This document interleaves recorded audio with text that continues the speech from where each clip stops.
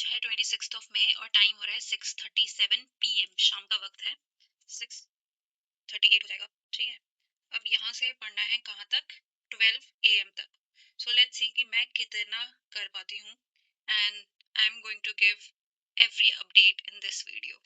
कल मैं सिर्फ आर्टिकल 21 तक पढ़ पाई थी, और मैं सिर्फ 9 साढ़े 9 बजे तक ही पढ़ पाई थी, और उसके बाद ऐसे एक फ़ोन कॉल आ गया था तो फ़ोन पे बात करने लग गई। उसके बाद ऐसा लगा कि टाइमिंग ख़राब हो गया, तो फिर पढ़ना शुरू ही नहीं किया। पर आज कोशिश करना है कि पूरा 12 बजे तक पढ़ना है, और ये रहा right to education. Right to education से पढ़ना स्टार्ट करूँगी और देखते हैं कि कहाँ तक हो पाता है। तो अब बज गए हैं 8:10, और मैंने आर्टिकल 21A, जो राइट टू एजुकेशन वाला एक्ट है, आर्टिकल 22, ठीक है, ये दोनों कर लिया है, protection against arrest and detention. तो इसमें काफी दिमाग लगता है। मैंने 6:38 स्टार्ट किया था, 1.5 घंटे के आसपास लगा है। अब मैं करने जा रही हूँ आर्टिकल 23।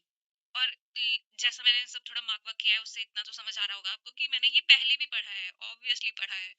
पर जैसा कि मेरे अंदर है डिसिप्लिन की कमी, उसकी वजह से मेरा बहुत ज्यादा लंबा ब्रेक हो जाता है, और इसलिए मैं चीजें बहुत जल्दी भूल जाती हूँ। ये सब करने के बाद मैं लोगों को पकड़ पकड़ के जेल में रखा हूँ। मैं विजन आईएएस का भी लेक्चर देखूंगी, जिससे कि मतलब जतिन सर काफी सारे केस स्टडीज वगैरह भी बताते हैं, तो वो मैं सोच रही हूँ कि यहीं ऐड कर लूंगी। कुछ तो मैंने पहले भी देखा ही होगा इनका लेक्चर, और कुछ ना कुछ ऐड भी किया है। बट जैसा कि मैंने कहा कि लंबे लंबे ब्रेक्स ले लेती हूँ मैं, महीनों कई बार बीत जाते हैं, पढ़ाई नहीं होती।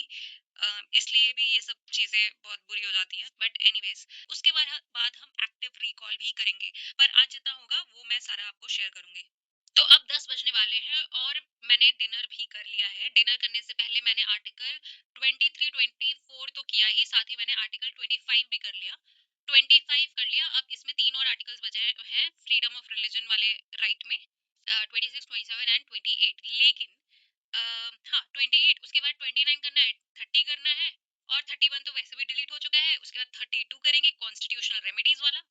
तो बस ऐसे फंडामेंटल राइट्स हमारा हो जाएगा। उसके बाद सबसे इम्पोर्टेंट जो है, क्या बोलते हैं उसे, रिट्स।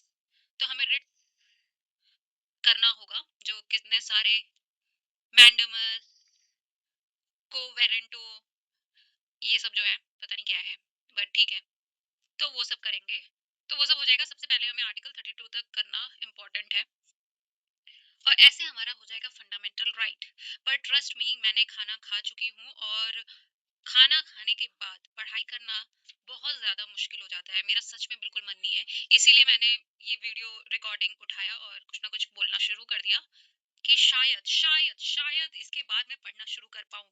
हमेशा पता है मैं यही सोचती हूँ कि 6 बजे से लेके 12 बजे तक तो पढ़ूंगी ही पढ़ूंगी, लेकिन अक्सर ऐसे 9:30 के अराउंड मैं डिनर करने जाती हूँ, और डिनर करते ही एक तो मैं थोड़ा ओवर ईट कर लेती हूँ, और उसके बाद पढ़ाई करना इतना मुश्किल हो जाता है। आई डोंट नो किसी और के साथ होता है या नहीं, पर मेरे साथ तो होता है। अगर मैं दोपहर का खाना खा लूँ, फिर मुझे जो गंदी नींद आती है, और फिर रात का खाना खा लो तो मुझे नींद नहीं आती है। मन करता है कि बस पढ़ाई मत करो, बस कुछ भी करो पर पढ़ना नहीं है। पर अगर हम मन से चलते रहे, तो ये मन कभी पढ़ने को बोलता है क्या? किसी का मन बोलता है पढ़ने को? I have no idea. ठीक है, 24 भी हो गया, और 25 भी हो गया। अब करना है मुझे ये 26 27 28।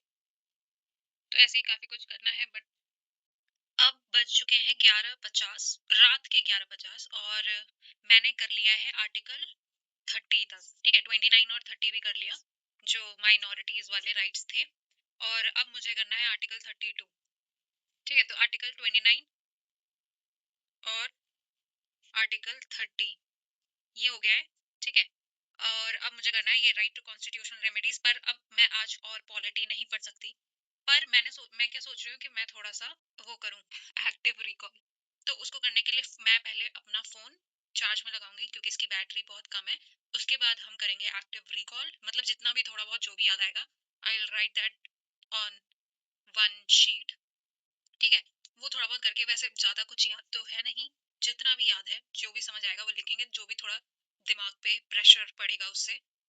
और उसके बाद देखते हैं क्या करना है। तो आज मेजरली फंडामेंटल राइट्स ही पढ़ा है। आर्टिकल 21 ए पढ़ा था पहले, ये है राइट टू एजुकेशन वाला एक्ट। इसमें हमने 2 सुप्रीम कोर्ट केसेस पढ़ा था। पहला मुझे नहीं आता रहा, पर दूसरा उन्नी कृष्णन करके एक सुप्रीम कोर्ट केस था, जिसमें कि ये बता दिया गया था कि प्राइमरी एजुकेशन जो है वो है फंडामेंटल राइट्स। फिर इसके बाद एक अमेंडमेंट एक्ट आया। कौन सा अमेंडमेंट एक्ट आया वो याद नहीं आ रहा। ओके, तो सीरियसली में नहीं याद आ रहा, पर एक अमेंडमेंट, कॉन्स्टिट्यूशन अमेंडमेंट एक्ट आया, जिसकी वजह से ये इंसर्ट हुआ आर्टिकल 21 ए। ठीक है, तो ठीक है, इतना तो समझ आएगी क्या क्या चीजें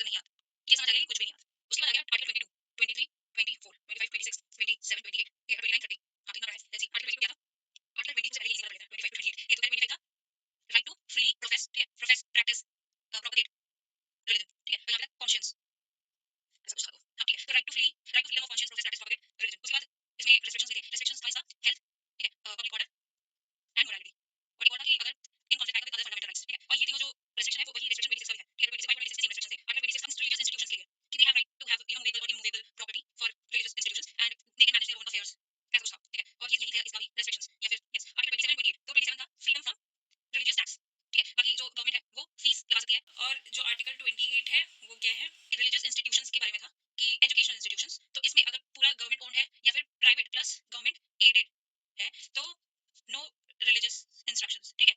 और no religious instructions in government and private, ऐसे गवर्नमेंट एडेड में था कि हाँ नहीं, नो रिलीजियस इंस्ट्रक्शंस, और दूसरा था कि थोड़ा बहुत मेजरली प्राइवेट है और थोड़ा बहुत जैसे थोड़ी बहुत हेल्प ले रहे हैं गवर्नमेंट से, तो रिलीजियस इंस्ट्रक्शंस दिया जा सकता है, पर with the consent of children and his और हर पेरेंट्स। और एक था सिर्फ प्राइवेटली ओन्ड है, तब तो बिल्कुल रिलीजियस इंस्ट्रक्शंस दिया जा सकता है, और कंपलसरी भी हो सकता है। ये था आर्टिकल 29 एंड 30, ये है कल्चरल एंड एजुकेशनल राइट्स वाला। तो 29 था, आर्टिकल 29 में क्या था, कि लैंग्वेज, स्क्रिप्ट और कल्चर, इसको प्रोटेक्ट करने वाला आर्टिकल है ये, ठीक है। तो any citizen can protect language, script and culture, yes. और क्या था इसका पार्ट, जो सब सेक्शन था उसमें था कि रिलीजन, रेस, कास्ट और क्लास, है ना। रिलीजन, रेस, कास्ट और क्लास, नहीं कुछ तो गलत है यहाँ, और नहीं नहीं नहीं, लैंग्वेज था, ठीक है। एक तो रिलीजन, रेस, कास्ट और लैंग्वेज के बेसिस पे कोई भी जो एजुकेशनल इंस्टीट्यूट्स है, वो इस बेसिस पे डिस्क्रिमिनेट नहीं कर सकती है। मुझे लग रहा है कि मैंने यहाँ कुछ तो गलती किया है, रिलीजन, रेस, कास्ट और क्लास, क्लास नहीं है, लैंग्वेज है। I don't know, I have to check. Okay, अब आर्टिकल 30 की बात करते हैं। तो आर्टिकल 30 में क्या था कि हाँ, article 30 talks about what, religious and linguistic minorities, ठीक है। माइनॉरिटीज, और इसमें हाँ, इसमें कि ये लोग क्या कर सकते हैं, अपना एजुकेशनल इंस्टीट्यूशन स्टैब्लिश कर सकते हैं, और इन लोगों को राइट टू प्रॉपर्टी भी अवेलेबल है अंडर आर्टिकल 30 क्लॉज 1, ठीक है। इनको राइट टू प्रॉपर्टी भी अवेलेबल है, सिर्फ माइनॉरिटीज को, वो भी रिलीजियस और लिंग्विस्टिक माइनॉरिटीज को, for their educational institutes, okay.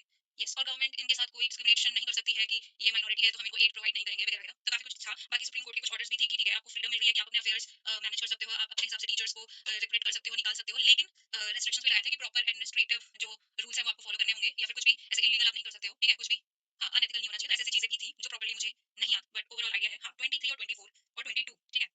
तो 21 ए हो गया, 22 क्या था, ये था कुछ तो अरेस्ट और डिटेंशन वाला, ठीक है।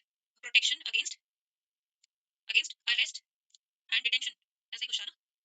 हाँ, तो इसमें 22 और 23 24 वाज अबाउट, हाँ याद आ गया। तो पहले कर लेते हैं, protection against arrest and detention. इसमें हमने प्रिवेंटिव डिटेंशन के बारे में भी पढ़ा था, प्यूनिटिव डिटेंशन के बारे में भी पढ़ा था, और बस कि हाँ, तो अगर ऐसे कुछ केस होगा तो प्रिवेंट, तो ये वाले जो प्रोटेक्शन है प्रिवेंटिव डिटेंशन में नहीं लागू होता है, और प्यूनिटिव डिटेंशन में तो हाँ क्यों नहीं, लेकिन ये इसके अंदर क्या कुछ जो सेफ्टीज क्या प्रोवाइड हुए हैं कि विद इन 24 आवर्स मैजिस्ट्रेट के पास right to have legal aid, मतलब क्या बोलते हैं उसे, कोई जो लीगल प्रैक्टिशनर है तो उसको वो अवेल करना भी इसी के अंदर आता है।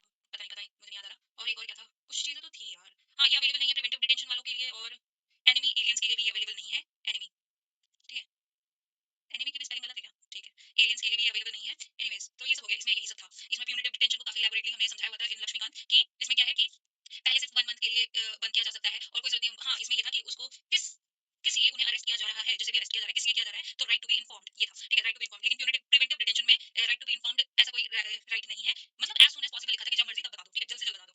और प्रिवेंटिव डिटेंशन में 1 मंथ के लिए उसे 3 मंथ्स के लिए, 1 मंथ के लिए नहीं, 3 मंथ्स के लिए बंद किया जा सकता है। उसके बाद इससे ज्यादा एक्सटेंड करना है तो कोई एक बोर्ड बनेगा, और वो रिकमेंड करेगा, जैसे हाई कोर्ट, उसमें हाई कोर्ट के जजेस होंगे, और वो रिकमेंड करेगा तो या तो 1 साल या फिर 2 साल तक ये एक्सटेंड हो सकता है। हाँ, बस ऐसा ही। और पार्लियामेंट के पास इस चीज के लिए लेकर बहुत ज्यादा पावर है कि वो ऐसे लॉज बना सकता है कि विदाउट एनी एडवाइजरी बोर्ड भी ये 3 मंथ से ज्यादा कुछ केसेस में हो सकता है, पर ऐसा अभी तक तो कोई लॉ नहीं है। अब आर्टिकल 23 और 24, इसमें था क्या, हाँ हाँ हाँ, इसमें था ये फोर्स्ड लेबर, ठीक है, और बेकार, ठीक है, ऐसा यहाँ तो वो ये था प्रोटेक्शन अगेंस्ट फोर्स्ड लेबर, बेकार, ट्रैफिकिंग इन ह्यूमन बींग्स, तो ये 23 वाला ये था। लेकिन इसमें जो रेस्ट्रिक्शन था कि जो गवर्नमेंट है वो कंपलसरी कर सकती है कुछ सर्विसेज को फॉर पब्लिक पर्पस, ठीक है, पब्लिक पर्पस। तो एग्जैक्टली वर्ड पता नहीं क्या था कि हाँ, तो कुछ सर्विसेज पब्लिक पर्पस के लिए कंपलसरी कर सकती है कि आपको करना ही होगा, और उसमें रिलीजन, रेस, कास्ट और क्लास के बेसिस पे कोई डिस्क्रिमिनेशन नहीं हो सकता है। हाँ, तो बस इतना ही था। और 24, आर्टिकल 24 क्या है, हाँ, फैक्ट्रीज और हजार्डस एक्टिविटीज नहीं करना है, ठीक है। फॉर एज लिमिट क्या है, 14 ईयर्स के छोटे बच्चे इन हजार्डस एक्टिविटीज, फैक्ट्रीज और माइंस में काम नहीं कर सकते। 14 ईयर्स के कम वाले बच्चे, ठीक है। तो बस इन दिनों में एंटरटेनमेंट इंडस्ट्री में काम कर सकते हैं, अपना कोई बिजनेस वगैरह हो, मतलब घर का, उसमें भी काम कर सकते हैं, बट आफ्टर स्कूल आवर्स, मतलब स्कूलिंग इज कंपलसरी, ठीक है। और वैसे भी आर्टिकल 21 ने ये लिखा कि 14 एज से जो कम वाले बच्चे हैं उनको प्राइमरी एजुकेशन, उनका उनका जो प्राइमरी एजुकेशन है वो फंडामेंटल राइट्स है। यस, हाँ, तो ओवरऑल पढ़ लिया है। ऐसी बहुत सारी चीजें जो क्लियर नहीं है, लेकिन ठीक है, अभी इतना प्रेशर डालने की जरूरत नहीं है। एक अभी 2-3 बार और रिवाइज करेंगे तो हो जाएगा, ठीक है। जैसे कि मैंने अभी बताया कि अभी मुझे विजन आईएएस के लेक्चर्स भी देखने हैं, तो वहाँ रिवाइज हो जाएगा, ठीक है। और उसके बाद मैं फिर से लक्ष्मीकांत की बुक पढ़ूंगी, ठीक है। तो तीसरी बार रिवाइज हो जाएगा, ठीक है। और अब इसको भूलने से पहले मैं 2-3 बार रिवाइज कर लूंगी कि भूलू ना। और ये सब करने के बाद पीवाई क्यूज करेंगे, और क्या करेंगे, फॉरम आईएएस के टेस्ट भी मैंने खरीद लिए हैं, पॉलिटी के, तो वो भी सॉल्व करूंगी, ठीक है। अभी प्रेशर लेने की तो कोई जरूरत नहीं है। यस, तो ओवरऑल ठीक है।